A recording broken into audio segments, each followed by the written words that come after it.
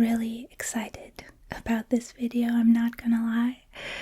I asked you guys over in the community tab to share your boldest, most unpopular predictions for sports for 2024, and you guys delivered.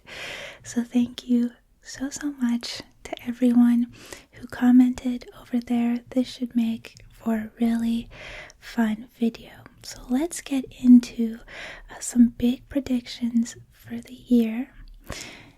And all I ask is that if you disagree, please be respectful in the comments.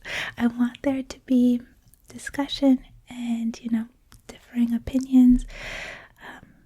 We know we can all get a little bit fired up when it comes to sports sometimes, but please don't call anyone an idiot because of their opinion. Look, if they're an idiot, no need to kick them when they're already down. They're already going through it.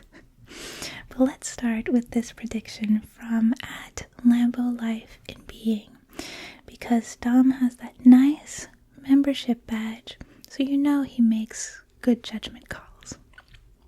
He said, Joe Flacco, Super Bowl champ 2024. If 38-year-old Joe can lead the Browns to the playoffs, then I can survive this New Year's hangover. Dom, I hope you've made it through. I know it gets harder and harder with every year. But listen, this guy, Joe, not Dom, he's dozing off on the sidelines and still winning games. I think the Browns have at least clinched a wild card spot by now. They're, I think, on the second best winning streak in the NFL, right behind the Ravens. They've won their last 4 in a row, so Flacco is 4-1 with the Ravens. Now, if you look at their strength of schedule for those last 4 games, that could explain the wins a little bit, but those aren't necessarily games that the Browns would have won without Flacco. And their win margin is getting bigger and bigger.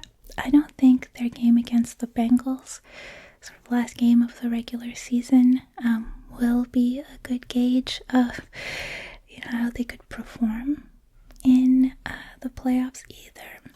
But I am excited to watch them in the playoffs. I'm getting similar vibes to like Bobrovsky and the Panthers in the NHL playoffs last year. Sort of like the old seasoned vet leading the team, further than expected. So they've been a lot of fun to watch for sure, and I'd love to see that happen. Then we had @Ken Geisler saying Drake will take the Patriots back to the playoffs.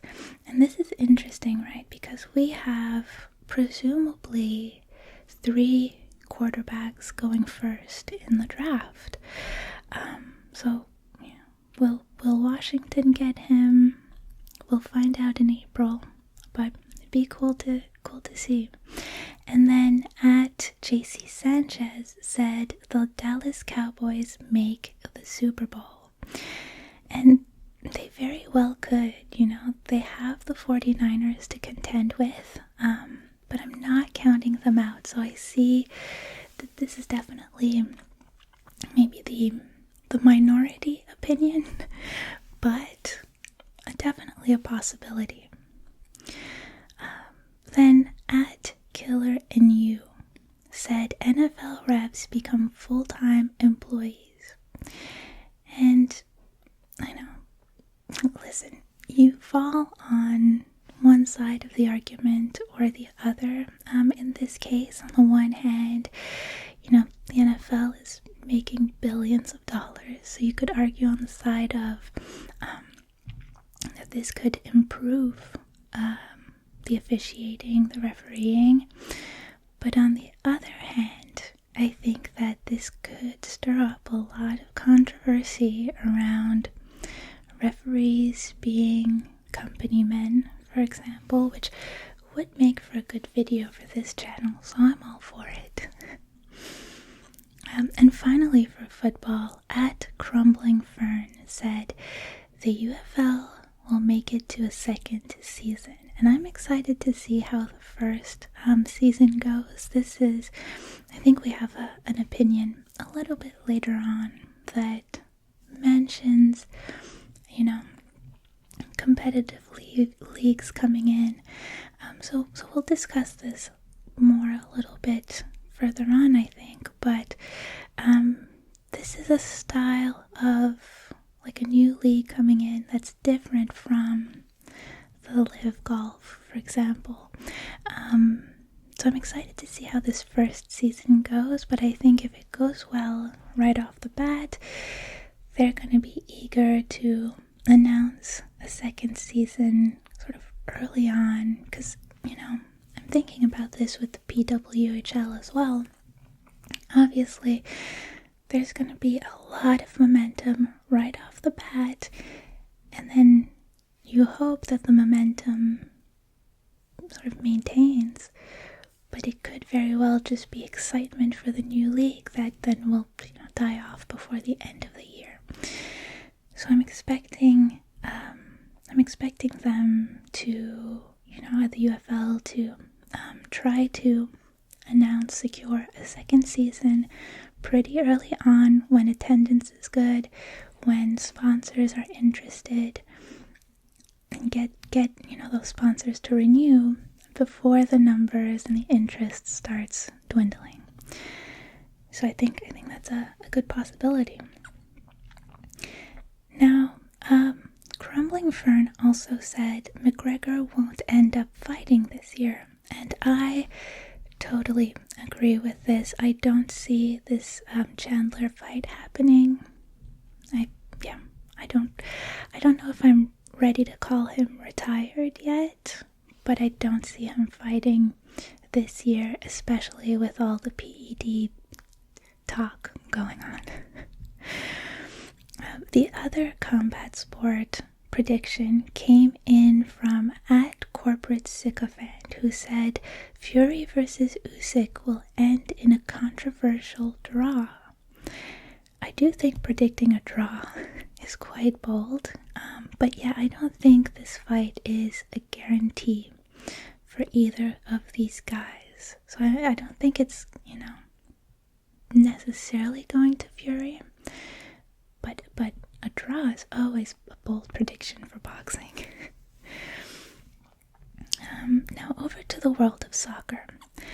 So Alex Watson said, I think this will be fairly unpopular, and even more so among Arsenal fans, but I think next season, August 2024 onwards, Chelsea will be a top 4 Premier League side again. The quality is there. They now just need to piece it all together and get back to their old ways. It does feel like we're on the verge of this happening, doesn't it? The top half of the league is really exciting this year, which I'm super happy about, even as a Newcastle fan. So I think it's extra challenging for Chelsea to move up there if this goes on into 2024, like the next season. But I agree that the pieces are there, and I'm loving the shake-up at the top that we're seeing right now, with Villa contending and Liverpool suddenly popping up. But Chelsea should be added to the mix for sure. Now, at DDWDSC said, Pep leaves Man City at the end of the season. And I think it's bold to predict this season. You're right, because I think he's under contract until 25, isn't he? But I do agree that by 2025, mid-year, he'll be gone. I'm really excited to see what he does next. could be super interesting to see him at the international football level. So, yeah, just for the world of soccer, I'm excited to see where Pep goes next. Speaking of international football, at Corey Ryan said, I think Mbappe puts France on his back and takes them all the way to winning the Euros. Guys, I'm really excited about this Euros. It's lining up to be a good one. I think France has something to prove, after the World Cup. And obviously they'll be strong competitors either way. So you could be onto something, Corey. And then Matthew Thompson came in with a really hot take and said Wales to qualify for Euro 24 and get to the semi-finals again. I love a good underdog story, Matthew, so I hope we can come back in June, in June, and say, holy, this guy was right. At Daft Duo said, USA is going to win the Copa America. Yeah, that is a bold prediction, but I like it. I think, the expectation is for Argentina or Brazil maybe to win it, but I'm not even gonna utter the word Canada here. But again, after the World Cup, the USA has a bit of a chip on its shoulder, so it'll be exciting to watch them play for sure. And finally, for soccer, at Gevgarian BA said the European Super League will continue to be a talking point despite the fact that nobody aside from Barca and Real Madrid will be signed on to it. Yeah, it's weird because when they won their case recently, everyone was talking about it, albeit briefly. But, the Super League definitely wants us to keep talking about them. But it's like, I can't see any English clubs signing on after what happened in, 2020, 2021? Yeah. And I think the point of the Super League is sort of lost if you don't have some of the big clubs from England and from Germany. And I'm saying this as someone who is not in favor of the Super League, so, for what it's worth. I'm not saying this in a negative way. I'm saying, I don't think they will force us to continue talking about them, but hopefully it comes to nothing. Now, over to the world of hockey.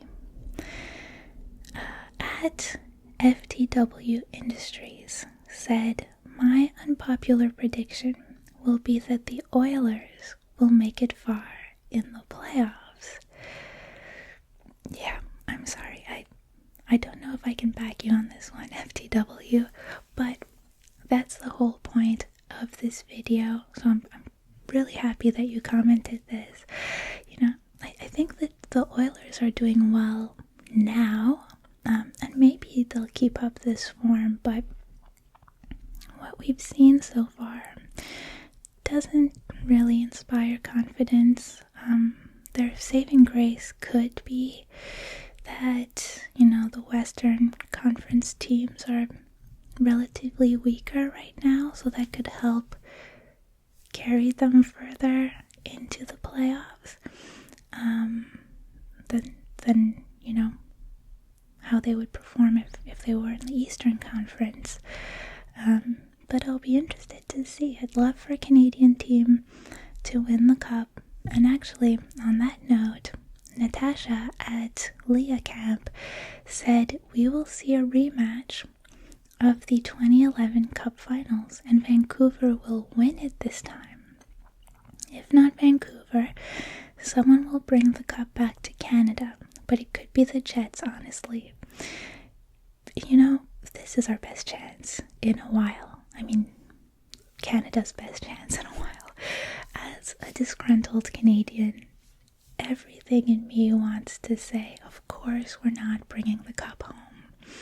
But as you say, a couple of Canadian teams are really playing hard this season. I think, we could see some more choking in the playoffs this year, and it's not totally out there to think that a Canadian team could, if they're not the ones choking, they could win the Stanley Cup. So moving on now, at YouTube Andy sent a few different predictions. They said New York will end its championship drought, a controversial competitor to the NBA will emerge, as with Live Golf, and my Yankees will end their facial hair policy, which is one of my favorite, unique, controversial rules in baseball. It has long been the root of player-owner feuds and fan debates over free agency. It could be a cool rabbit hole for a video. You're absolutely right, Andy. I'm adding this to the list of videos to make for sure. For New York, are you thinking the Rangers? I'd love to see the Rangers win.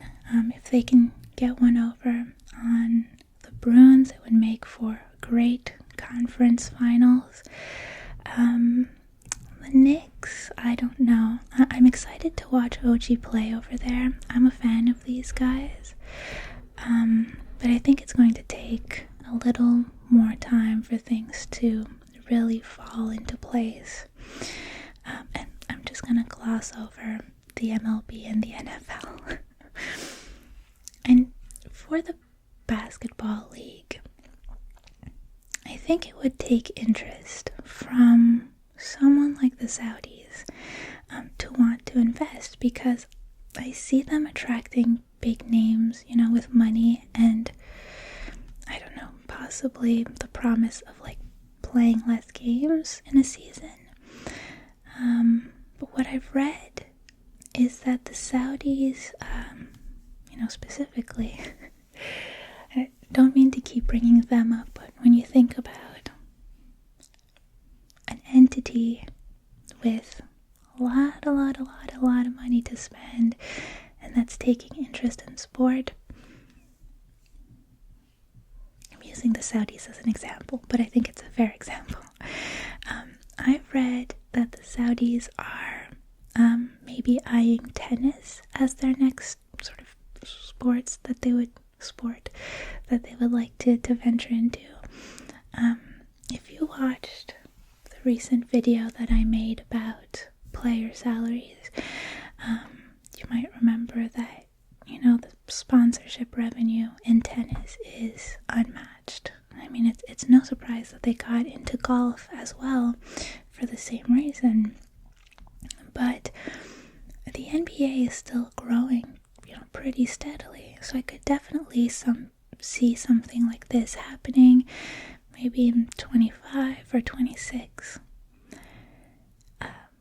At Tracy Elsinger said, I don't know how unpopular this is, but I predict conference realignment in college sports will be a massive logistical debacle that will eventually result in the demise of many of the less popular college sports, at least in their current form.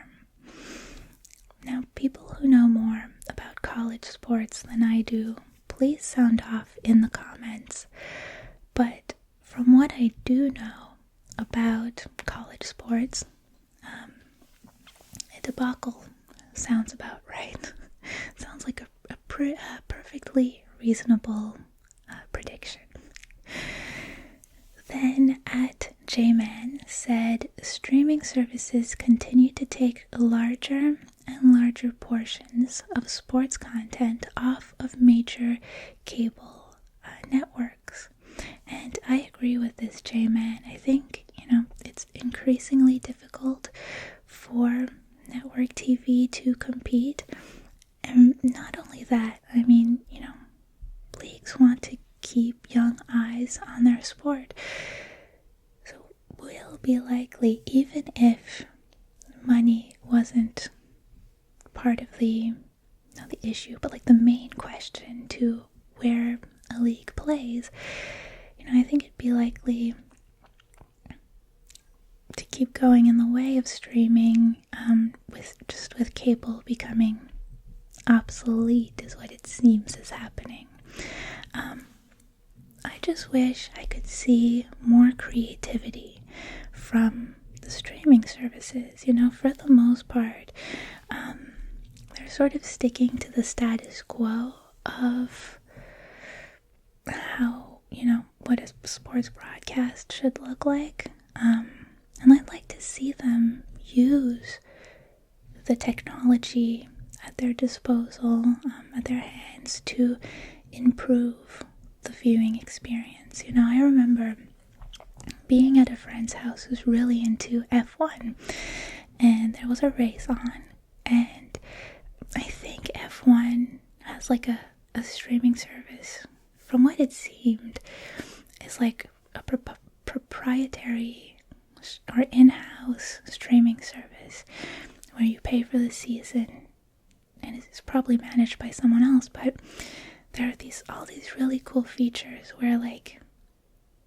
you can click on and off all kinds of different graphics and features, and I think you could even like pick which camera you're looking at. It's all very, very cool, and I think, I just want to see streaming services going that way, attract us there, make it worth our while, make it valuable for, someone who's been a fan all their lives, and for the new viewer.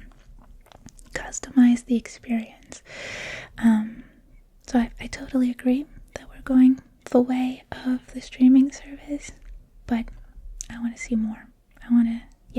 I think I've said my piece. But finally, let's end this video on the doomsday prediction.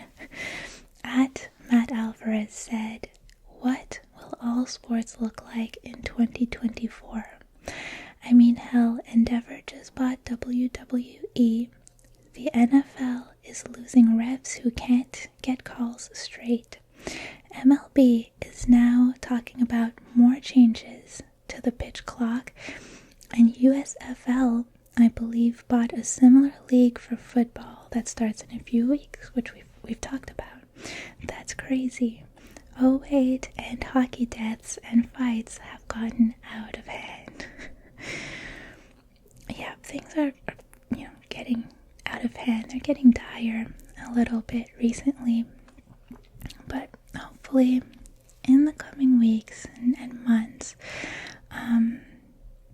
we'll see things happen that make us optimistic and show us that changes are coming for the better. I hate to see all of these issues in sports, and they'll never completely go away, but what I hate even more is seeing people in charge just being passive. Talk about the streaming services just kind of keeping the status quo. Let's think about the way the games are being played and all the issues being brought up and the executives who can't be bothered, right? So hopefully some people will show us this year that positive change is possible. I'm, trying to stay optimistic. But guys, those are all of your unpopular opinions for 2024. I can't say thank you enough to the people who commented. This has been one of my favorite videos to film, to make. I can't wait to do more of these where you guys sort of participate in the content, and I can't wait to see what respectful discussions will be had in the comments of this video. So I'll see you down in the comments. I'll see you in the next video.